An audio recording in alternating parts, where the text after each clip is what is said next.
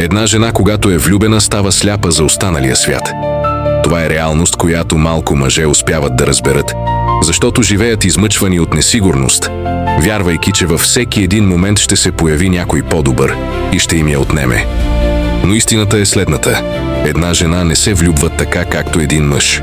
Мъжът много пъти се увлича по външния вид, по привличането, по това, което вижда. Жената се влюбва по различен начин. Жената се влюбва в начина, по който я караш да се чувства, в сигурността, която й даваш, в спокойствието, което намира до теб, в начина, по който се грижиш за нея, по който я изслушваш, по който я караш да се чувства защитена и ценена.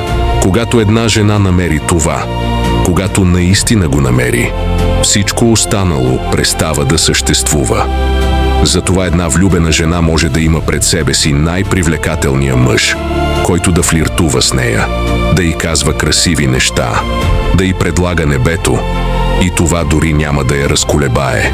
Защото този мъж, колкото и красив да е, не й предлага единственото, което има значение за нея – връзката, която тя има с теб, външното одобрение, комплиментите, погледите, поканите.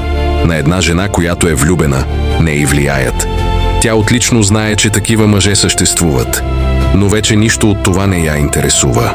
Сърцето й вече е там, където иска да бъде, и това място си ти.